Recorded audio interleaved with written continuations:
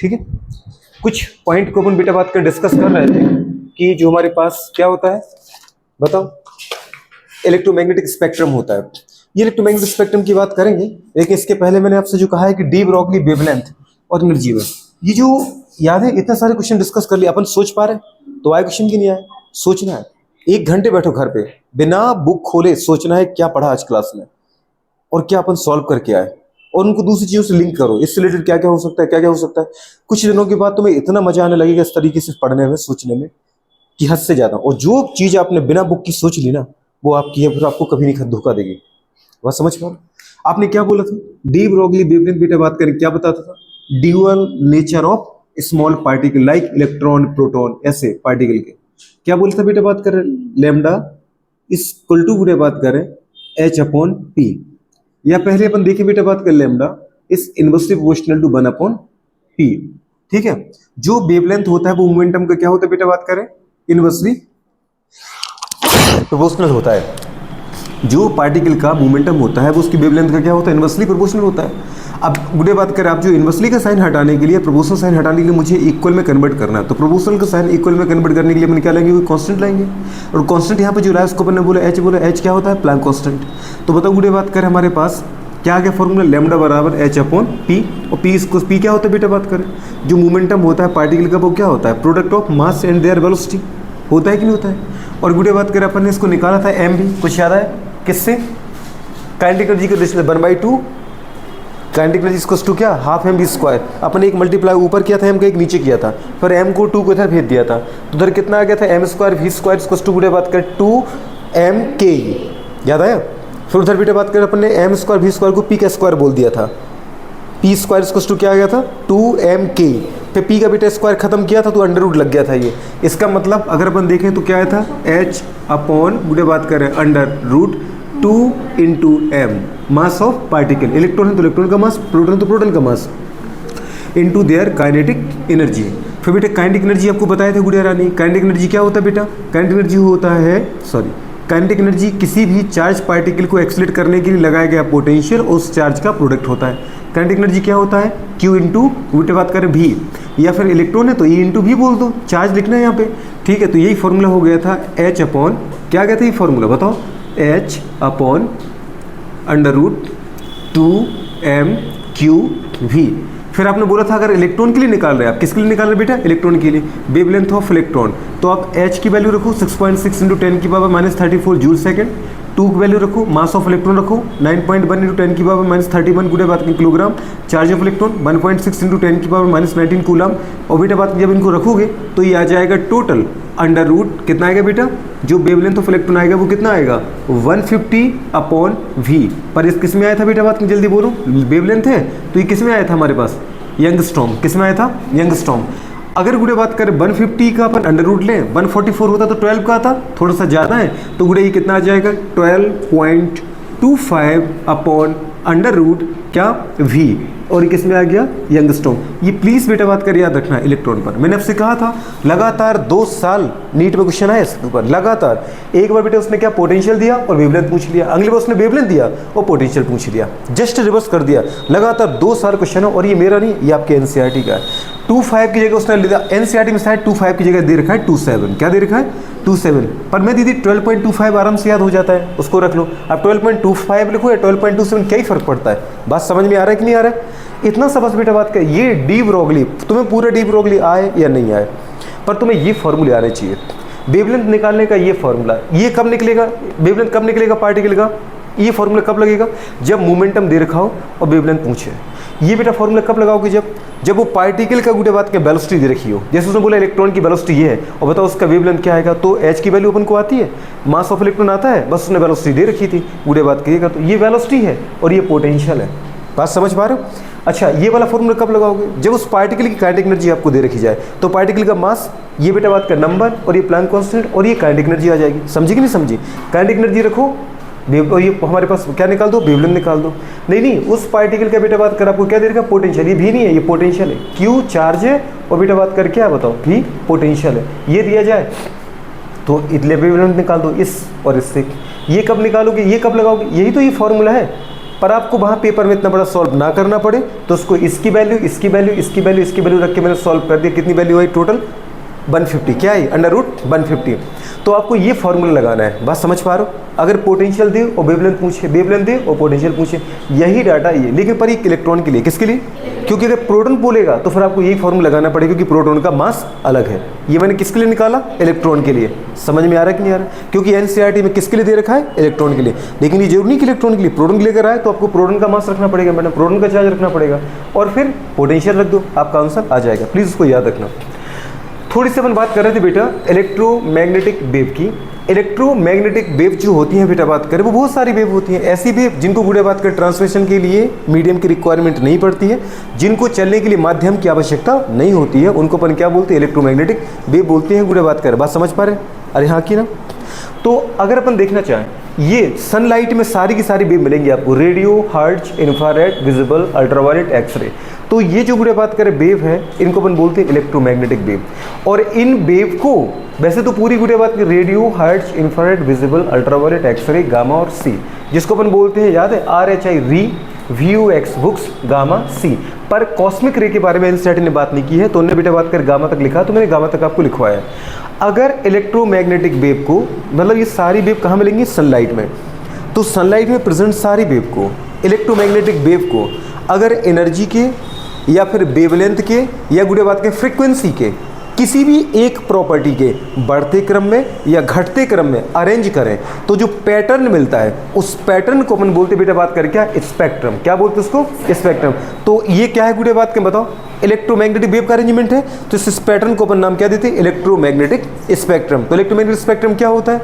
The arrangement pattern of all electromagnetic wave on the basis of increasing order of energy और decreasing order of energy, increasing order of wavelength, decreasing order of wavelength, increasing order of frequency और decreasing order of frequency. Frequency के बढ़ते क्रम में या घटते क्रम में अरेंज करो, वेवलेंथ के बढ़ते क्रम में या घटते क्रम में अरेंज कर लो, या फिर एनर्जी के बढ़ते या घटते क्रम में अरेंज करो। तो कोई भी एक से ज़्यादा जो प्रॉपर्टी होती है, पूरे बात का एक से ज़्यादा जब हमारे पास इलेक्ट्रोमैग्नेटिक वेव है, तो उनको किसी भी प्रॉपर्टी के इंक्रीजिंग और डिक्रीजिंग ऑर्डर में अरेंज करने पर जो पैटर्न मिलता है, इस पैटर्न को अपने नाम दिया इलेक्ट्रोमैग्नेटिक स्पेक्ट्रम। ठीक है, इलेक्ट्रोमैग्नेटिक स्पेक्ट्रम मतलब क्या होता है? Arrangement pattern. क्या होता है? किसी प्रॉपर्टी के बेस पर। अच्छा, दूसरा अपन ने कहा बेटा बात करने में से सारी इलेक्ट्रोमैग्नेटिक वेव मुझे देखने में मदद नहीं करते, क्योंकि मेरी एक आई की रेटिना की एक सेंसिटिविटी है, तो वो सेंसिटिविटी बेटा बात केवल इनके लिए है। विजिबल लाइट के अंदर बेटा बात करें, जितनी भी उनकी लाइट कंपोनेंट आते हैं, जैसे अपन ने बोला था विबग्योर, कैसे याद करो? VIBGYOR, VIBGYOR. ठीक है, violet, indigo, blue, green, yellow, orange, red.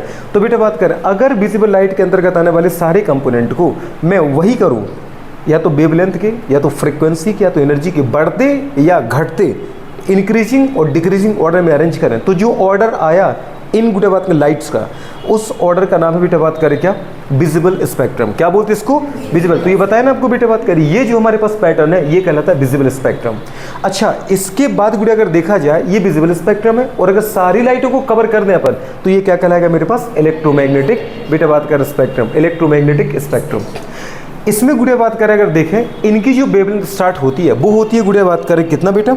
3800 यंगस्ट्रॉन्ग से। कहाँ से स्टार्ट होती है बेटा? 3800 यंगस्ट्रॉन्ग, 3800 यंगस्ट्रॉन्ग। अगर आपको याद ऐसा नहीं होता है, सीधा याद रखना 4000 यंगस्ट्रॉन्ग से स्टार्ट होकर के इनको गुड़े बात करें कहाँ तक?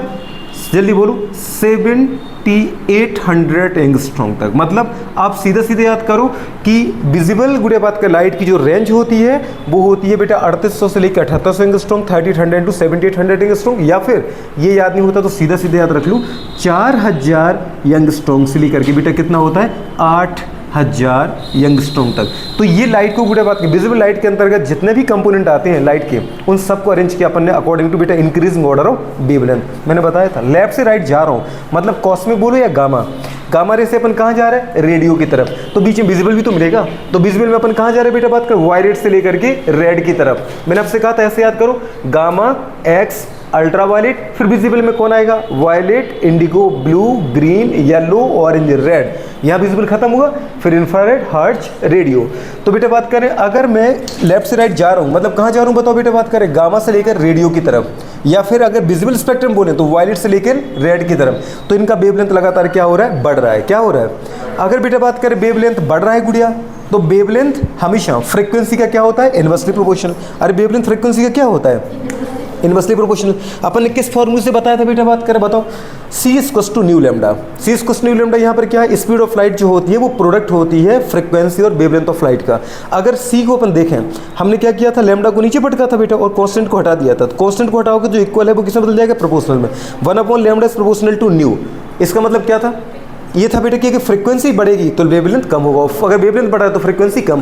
तो अगर लेफ्ट से राइट चलने पर बेटा बात के वेवलेंथ बढ़ रहा है तो फ्रीक्वेंसी कम हो रही है। और बेटा बात करें, फ्रीक्वेंसी जो होती है वो एनर्जी का क्या होता है, डायरेक्टली प्रोपोर्शनल। समझ पा रहे, ई गुड़े अगर इस प्रोपोर्शनल को हटाएं तो यहाँ पर क्या है कि कांस्टेंट, तो अपन लिखा E equals to H nu, या फिर आप कांस्टेंट को हटाओ तो इक्वल किसमें बदल जाएगा, प्रोपोर्शनल में। मतलब जो फ्रीक्वेंसी है वो एनर्जी की डायरेक्टली प्रोपोर्शनल है। अगर फ्रीक्वेंसी बढ़ रही तो एनर्जी भी बढ़ रही है। तो अपन ने लिखा गुड़े बात करें कि फ्रीक्वेंसी कम हो रही तो एनर्जी कम हो रही, अगर फ्रीक्वेंसी बढ़ाए तो एनर्जी भी बढ़ेगी। तो जो रिलेशन गुड़े बात के फ्रीक्वेंसी का होता है वो एनर्जी का होता है। लेफ्ट से राइट चलने पर, मतलब गामा से रेडियो की तरफ चलने पर, मतलब बेटा बात के वायलेट से रेड की तरफ जाने पर मेरा वेवलेंथ बढ़ा। वेवलेंथ अगर गुड़े बात कर अपने देखो वेवलेंथ बढ़ा है तो फ्रीक्वेंसी कम हुई, और फ्रीक्वेंसी कम हुई तो एनर्जी भी कम हुई। बात समझ पा रहे हैं। तो दो फॉर्मूले याद रखने, सी इक्वल्स टू न्यू लेमडा से आपको मिल जाएगा रिलेशन किसमें, वेवलेंथ और फ्रीक्वेंसी में। E equals to H nu से मिल जाएगा बेटा बात में रिलेशन कहाँ पर, जल्दी बोलो, फ्रीक्वेंसी और एनर्जी में। और फिर इसको एक साथ लिखा था अपन ने कि अगर गुड़े बात कर वेवलेंथ बढ़ रहा है लेफ्ट से राइट मूव करने पर, ठीक है, तो फ्रीक्वेंसी कम होगी, और फ्रीक्वेंसी कम होगी तो एनर्जी भी कम होगी। तो बेटा बात के फ्रीक्वेंसी कम की और एनर्जी भी कम कर दी। उल्टा करें, व्हेन बेटा बात करें be moving from right to left, अगर अपन दीदी मूव करें कहाँ, रेडियो से लेके गामा की तरफ, उल्टा हो जाएगा सब कुछ। क्या हो जाएगा, वेवलेंथ कम होने लगेगी। वेवलेंथ अगर कम होगी तो फ्रीक्वेंसी बढ़ने लगेगी, और फ्रीक्वेंसी बढ़ेगी तो एनर्जी बढ़ेगी। अगर मैं इन सब में पूछूं आपसे, बताओ इनमें से विच वन ऑफ द बेटा बात करें following, which one of the following बेटा बात करें electromagnetic wave having maximum energy, कौन आएगा, गामा रे, और मैक्सिमम फ्रीक्वेंसी गामा रे, और मिनिमम वेवलेंथ गामा रे। पर maximum wavelength radio, minimum frequency radio, और मिनिमम एनर्जी रेडियो। अब मैं आता हूँ विजुअल स्पेक्ट्रम में, अगर केवल यही कलर दिए, उसने इनमें से बेटा उठाए, तो which one of the following बेटा बात क्या, having maximum wavelength red, minimum frequency red, minimum energy red. जिसका वेवलेंथ ज़्यादा उसकी एनर्जी कम, उसकी फ्रीक्वेंसी कम। जिसका बेटा बात करें वेवलेंथ सबसे कम, क्योंकि यहाँ से यहाँ चलने पर वेवलेंथ बढ़ रहा है, 1 2 3 4 ऐसे बढ़ रहा है, तो जिसका वेवलेंथ सबसे कम उसकी फ्रीक्वेंसी सबसे ज़्यादा, उसकी एनर्जी सबसे ज़्यादा। मैं अभी खड़ा करके क्वेश्चन पूछूंगा, थोड़ा फोकस करना इन पे, है ना। ये अपन ने पूछा है बेटा बात करें, तो अगर विजिबल में पूछे गुड़े बात करें तो बताओ वायलेट के लिए क्या जाएगा, वायलेट क्या आएगा गुड़े बात की, जल्दी बोलो क्या जाएगा, मिनिमम क्या है इसका, मिनिमम है इसका बेटा बात करें क्या, वेवलेंथ। अगर मिनिमम वेवलेंथ है तो बताओ गुड़े बात करें मैक्सिमम क्या जाएगा, मैक्सिमम आएगा दीदी एनर्जी, और मैक्सिमम ही क्या जाएगा बेटा रानी, मैक्सिमम आएगा इसका फ्रीक्वेंसी, फ्रीक्वेंसी। समझ पा रहे। अगर अपन रेड की तरफ बढ़े तो रेड में क्या आ जाएगा बताओ, मैक्सिमम वेवलेंथ, मैक्सिमम क्या आ जाएगा, वेवलेंथ। तो मिनिमम क्या आएगा बेटा, मिनिमम आएगी एनर्जी, और मिनिमम आ जाएगी क्या, मिनिमम आ जाएगी फ्रीक्वेंसी। ये केवल किसकी बात की अपन ने बेटा, ये केवल विजिबल स्पेक्ट्रम की बात की। लेकिन ओवरऑल अगर सबको शामिल करें तो आपको पता है रेडियो का जाएगा क्या, मैक्सिमम, मैक्सिमम क्या जाएगा लैम्डा। तो मिनिमम क्या जाएगा बेटा, मिनिमम जाएगी गुड़े बात करें फ्रीक्वेंसी, और मिनिमम जाएगी बेटा रानी क्या, एनर्जी। ये किसको लिखना है, ये आपको लिखना है, किसी और को नहीं लिखना है। समझ पा रहे। अब अगर मैं गामा की बात करूं बेटा तो इसमें क्या आएगा, मिनिमम जाएगा, क्या जाएगा वेवलेंथ, तो मैक्सिमम क्या जाएगी, मैक्सिमम इसकी होगी फ्रीक्वेंसी, और मैक्सिमम की फ्रीक्वेंसी है तो मैक्सिमम ही क्या रहेगी, एनर्जी। ये किसके लिए लिखा आपने, गामा के लिए। समझ में आ रहा है कि नहीं आ रहा है, पक्का याद हो जाएगा इनको बेटा बात की, जरूर याद रखना। अगर आप विजिबल लाइट की बात करो तो गुड़िया बात करें सबसे ज़्यादा ह्यूमन आई की जो सेंसिटिविटी होती है वो होती है बेटा बात करें 3800 से हम अगर 78 के बीच में जाएं तो 5500 यंगस्ट्रॉम के लिए। मतलब हम जो सबसे प्यारा सबसे क्लियर विजन देख पाते हैं, अगर लाइट की वेवलेंथ 5500 यंगस्ट्रॉम के करीब हो तो हमें सबसे बेस्ट दिखता है। हम सबसे अच्छा बेटा बात करें हमारा इल्यूजन पावर होता है, ठीक है। तो गुड़िया बात कर देखें हमारे पास सबसे अच्छा विजन कहाँ होगा हमारा, बताओ। बिल्कुल, और वो बेटा बात का ग्रीन और येलो के बीच में फंसती है। कहाँ फंसती है, येलो और ग्रीन के बीच में। तो गुड़े बात करें मैक्सिमम अगर देखें ह्यूमन आई की जो सेंसिटिविटी है वो 5500 यंगस्ट्रॉम पर आती है। मैक्सिमम गुड़े बात करें अपन बोल सकते हैं क्या, क्लियर विजन। तो मैक्सिमम सेंसिटिविटी हमारी किस वेवलेंथ पर होती है, 5500 यंगस्ट्रॉम पर। मैक्सिमम सेंसिटिविटी ऑफ गुड़े बात करें क्या, ह्यूमन आई।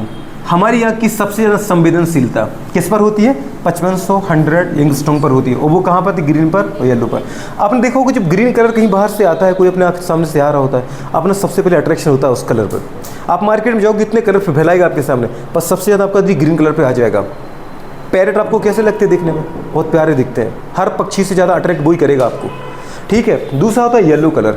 आपने देखा होगा कभी गांव में जब गए होंगे, जैसे गुड़े बात करें वो आता है, उसका नाम क्या, सरसों के खेत में गुड़े बात करें जब फूल आते हैं तो वो सबसे ज़्यादा अट्रैक्ट करते हैं आपको। अगर अपन देखें ओवरऑल सबसे ज़्यादा अगर अपन बैठे बैठे ना तो भी आंखों की रोशनी इसकी तरफ अट्रैक्ट हो रही है। क्यों, येलो कलर की टी शर्ट पहन रखी है, आंखों को सुकून देती है। बात समझ पा रहे हो, वो भी काफ़ी फैट हो गया इनका कलर इस टी शर्ट का। अगर वो ज़्यादा येलो होती ना, याद है वो 3 इडियट की मूवी आई थी, उसमें करीना कपूर ने जूबी डूबी गाना गाया था, वो कौन सी साड़ी पहनी थी उसने, येलो कलर की, सबसे ज़्यादा अट्रैक्टिव, ठीक है। तो अगर कोई येलो कलर, जैसे 4-5 लोग आ रहे हैं, येलो कलर किसने पहन रखा होगा, तुरंत अट्रैक्ट हो जाएगा। नहीं समझ पा रहे हो, ठीक है। दूसरी कंडीशन बेटा बात कि ग्रीन कलर होगा, ज़्यादा अट्रैक्ट करता है। तो कलर पहननी कौन सी चाहिए अपन को, ग्रीन येलो, सीधे अट्रैक्ट होते हैं अपन, सामने वाले का फोकस कई गुना बढ़ जाता है। क्यों, क्योंकि हमारी आंखों को सुकून देता है, तो ना चाहे तो भी हमारी आंखें वहाँ भटक जाती बेचारे, ठीक है, याद रखना इसको। आगे बेटा बात कर, मैंने आपसे कहा था इलेक्ट्रोमैग्नेटिक वेव, बेटा बात कर जो वेवलेंथ फ्रीक्वेंसी होती है वो क्या होती है। जैसे अपने कहा था ये गुड़े बात का करंट और टाइम के बीच में अपने ग्राफ प्लॉट किया था, तो कहीं भी जैसे अपने कहा ये पॉइंट ओरिजिन पॉइंट, इसका मतलब यहाँ से वेव निकल रही है। ये वेव का क्या था, प्लस हाफ साइकिल, ये क्या था माइनस हाफ साइकिल। गुड़े बात करें ये टोटल एक वेव थी, फिर बेटा बात यहाँ से ये दूसरा प्लस हाफ साइकिल और माइनस हाफ साइकिल दूसरी वेव थी। तो किसी भी एक वेव की लेंथ क्या कहलाती है, वेव लेंथ, या फिर 2 सक्सेसिव वेव में क्रस्ट, ये गुड़े किसी वेव की अधिकतम ऊंचाई क्रस्ट और अधिकतम गहराई ट्रफ कहलाती थी, याद है। तो इसकी पहली वेव का क्रस्ट और ये दूसरी वेव का क्रस्ट। तो कभी भी गुड़े बात कर देखो 2 सक्सेसिव वेव में क्रस्ट से क्रस्ट के बीच की लेंथ वेवलेंथ कहलाती, या फिर ट्रफ से ट्रफ के बीच की लेंथ गुड़े बात की वेवलेंथ कहलाती। वेवलेंथ की कई डेफिनेशन दे सकते हो। द लेंथ ऑफ बेटा बात कर one wave is called wavelength. The गुड़े बात का लेंथ बिटवीन 2 सक्सेसिव क्रस्ट, ठीक है, इस कलेक्टिवली कॉल्ड बेटा बात करें as called wavelength. The successive गुड़े बात the length between 2 successive trough is called बेटा बात वेवलेंथ। तो वेवलेंथ को कई तरीके से बता सकते हैं। अब वेवलेंथ एक लेंथ है तो उसकी यूनिट क्या होगी, यंगस्ट्रॉम। छोटी सी होती है ना वेव, यंगस्ट्रॉम। और तुम्हें बड़ा वेव चाहिए, सेंटीमीटर, मीटर, किलोमीटर। तो लेंथ की यूनिट ही क्या कहलाती है, यंगस्ट्रॉम वेवलेंथ की यूनिट कहलाती है, ये याद रखना। दूसरी आपने कहा सर मुझे तो फ्रीक्वेंसी की यूनिट चाहिए, फ्रीक्वेंसी क्या होती है बताओ ना। वेवलेंथ तो मुझे समझ में आ गई, एक वेव की लेंथ या 2 सक्सेसिव वेव में गुड़े क्रस्ट से क्रस्ट के बीच की दूरी लेंथ, या फिर ट्रफ से ट्रफ के बीच की दूरी, ठीक है। 2 ट्रफ के बीच की दूरी नहीं, 2 सक्सेसिव ट्रफ के बीच की दूरी। यहाँ पर क्वेश्चन दीदी बात करके ऐसा आ जाता है कि अब बताओ फ्रीक्वेंसी क्या है। तो किसी भी सोर्स से किसी भी पॉइंट से पर यूनिट टाइम में निकलने वाली वेव का नंबर। जैसे अपने कहा 1 सेकंड में यहाँ से कितनी वेव निकलनी, मैंने आपको 2 वेव बना के दिखाई, एक वेव और दूसरी वेव। पता चले यहाँ से 1 सेकंड में 5 वेव निकल रही है, तो इसकी फ्रीक्वेंसी 5 गुड़े बात के वेव पर सेकंड आएगा। अगर अपन देखें ये दूसरा सोर्स बदल दिया, वहाँ से 10 वेव निकल रही है पर सेकंड, तो 10 वेव पर सेकंड। पर यूनिट टाइम में कितना गुड़े बात करें वेव बन रहा है, वो उसकी कहलाती है फ्रीक्वेंसी। क्या कहलाती है बेटा बात करें, फ्रीक्वेंसी। दूसरी कंडीशन बेटा बात करें फ्रीक्वेंसी होगी तो फिर एनर्जी तो आई जाएगी। इलेक्ट्रोमैग्नेटिक जो वेव होता है वो किससे बनी होती है बेटा, इलेक्ट्रिक फील्ड और मैग्नेटिक फील्ड से मिलकर किसका फॉर्मेशन होता है, इलेक्ट्रोमैग्नेटिक वेव का। और आपसे कहा था जहां वेरिएबल इलेक्ट्रिक फील्ड होती है वहां पे खुद ब खुद इलेक्ट्रिक फील्ड के परपेंडिकुलरली मैग्नेटिक फील्ड पैदा हो जाती है। तो variable electric field is a source of variable magnetic field. पर इलेक्ट्रिक फील्ड और मैग्नेटिक फील्ड हमेशा एक दूसरे के कैसे आएंगे, परपेंडिकुलर। अगर एक्स डायरेक्शन में इलेक्ट्रिक फील्ड है तो बाय या जेड डायरेक्शन में मैग्नेटिक फील्ड आएगी। और अगर बेटा बात करें वाई डायरेक्शन में मैग्नेटिक फील्ड है तो फिर बचे हुए या तो बेटा बात करें एक्स डायरेक्शन या फिर जेड डायरेक्शन में क्या आएगी, इलेक्ट्रिक फील्ड। अपने बोला था 2 चुंबक को अपन पास ला रहे थे, दूर ले जा रहे थे, मतलब वहां पे मैग्नेटिक फील्ड है लेकिन कौन सी है, वेरिएबल। अगर 2 मैग्नेट को फिक्स रख दे तो उनके बीच में एक मैग्नेटिक फील्ड है पर वो स्टैटिक है। लेकिन अगर एक मैग्नेट को फिक्स रख के दूसरे को पास ला रहे दूर ले जा रहे हैं, या फिर दोनों को पास ला रहे दूर ले जा रहे हैं, मतलब उनके बीच की डिस्टेंस लगातार चेंज हो रही है, तो वहां पे क्या आ जाएगी, वेरिएबल मैग्नेटिक फील्ड। और आपसे कहा था इनके बीच में आप गैल्वेनोमीटर रख दो, गैल्वेनोमीटर की जो निडल है वो डिटेक्शन शो करने लगेगी, मतलब इसके अंदर क्या बहने लगा, इस तार के अंदर करंट बहने लगा। तो अगर गुड़े बात करें आप देखो कि 2 हमारे पास मैग्नेट हो, उनके गुड़े बात के बीच में अपन क्या करें बेटा बात करें, मूवमेंट कराएं, तो उनके बीच में अगर कोई सर्कुलर आप वायर रख दो तो उस वायर में यदि करंट पैदा हो जाएगा। और उसी वायर में अगर अपन एक घड़ी लगा दें, मतलब गैल्वेनोमीटर लगा दें, तो गैल्वेनोमीटर की मिनट्स जो है वो क्या करेगी, डिफ्लेक्शन शो करने लगेगी। अमीटर लगा दो तो करंट कितना पैदा होगा वो तुम्हें बता देगी। तो variable magnetic field is a source of variable electric field, और variable electric field is a source of variable magnetic field. मैंने ये कभी नहीं कहा कि जहाँ इलेक्ट्रिक फील्ड है वहाँ मैग्नेटिक फील्ड होगी, पर ये जरूर कहा कि जहाँ परिवर्ती इलेक्ट्रिक फील्ड है वहाँ परिवर्ती मैग्नेटिक फील्ड होगी ही होगी। समझ में आ रहा है कि नहीं आ रहा है? Electric field is a source of magnetic field, नहीं, variable electric field is a source of variable magnetic field. और इन दोनों के मिलने से क्या बनता है बेटा, इलेक्ट्रोमैग्नेटिक वेव। तो अगर इलेक्ट्रिक फील्ड हमने बनाई थी, गुड़े बात करें कहाँ पे बनाई थी, देखो ये कहाँ पे बनाई थी इलेक्ट्रिक फील्ड, ये था ई बनाया था ना इलेक्ट्रिक फील्ड ई, ठीक है। अपन ने बोला था जेड डायरेक्शन के कैप, और तो बेटा बात करें इसके परपेंडिकुलर, जेड के परपेंडिकुलर क्या होता है, बाय, तो बाय डायरेक्शन हमने क्या बनाया था, मैग्नेटिक फील्ड। तो इन दोनों के परपेंडिकुलर कौन होगा, एक्स, तो एक्स में क्या पैदा हो गई थी हमारे पास, इलेक्ट्रोमैग्नेटिक वेव। मतलब इलेक्ट्रिक फील्ड और मैग्नेटिक फील्ड एक दूसरे के परपेंडिकुलर होते हैं, जहाँ ये दोनों होते हैं, इन दोनों के जुड़ने से, इन दोनों की दीदी बात के मिलने से एक नई वेव बनती है, ताकि ना मुझे अब बोलना पड़े इलेक्ट्रिक फील्ड, ना बोलना पड़े मैग्नेटिक फील्ड, इन दोनों का रिजल्ट पैदा होता है, जिसको अपन क्या बोलते हैं, इलेक्ट्रोमैग्नेटिक वेव, इलेक्ट्रोमैग्नेटिक वेव। समझ पा रहे? तो ये गुड़े बात करें ये, और जो इलेक्ट्रोमैग्नेटिक वेव आती है ये इन दोनों के भी परपेंडिकुलर आती है, इसलिए आपने लिखा था all are perpendicular to each other. Electric field magnetic field के परपेंडिकुलर है और इलेक्ट्रोमैग्नेटिक वेव के भी परपेंडिकुलर है, मैग्नेटिक फील्ड इलेक्ट्रिक फील्ड के परपेंडिकुलर और इलेक्ट्रोमैग्नेटिक वेव की परपेंडिकुलर, और जो पैदा होने वाली इलेक्ट्रोमैग्नेटिक वेव है वो इन दोनों की परपेंडिकुलर दिख रही है आपको। तो ये प्लीज़ आपको हमेशा याद रखना है। और कौन कौन सी इलेक्ट्रोमैग्नेटिक वेव होते हैं वो तो मैं ये दे रखी है, और इनको दीदी बात कर किसी एक प्रॉपर्टी के अकॉर्डिंग अरेंज करने का जो एक पैटर्न मिलता है उसको अपन क्या बोलते हैं, स्पेक्ट्रम बोल देते हैं। समझ में आ रहा है कि नहीं आ रहा है? नोट कर लो। लाइट की तो प्रॉपर्टी होती ही है, बट डी ब्रोगली ने ऐसा कह दिया कि जैसे लाइट के ड्यूअल नेचर होता है वैसे छोटे छोटे पार्टिकल भी, पार्टिकल तो हैं पर वो वेव के फॉर्म में भी चलते हैं। तो गुड़े बात कर रहे हैं उन पार्टिकल की वेव लेंथ, कुछ समझ में आ रहा है?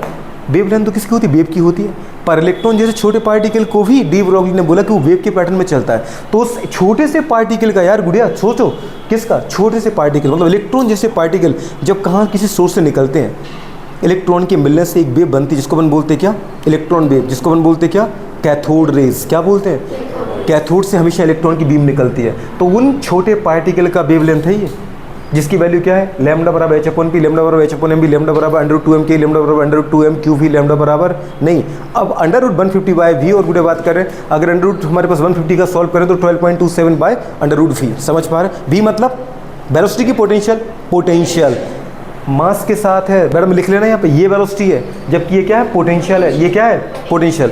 नोट करो, कुछ दिक्कत है हो जाएगा पक्का।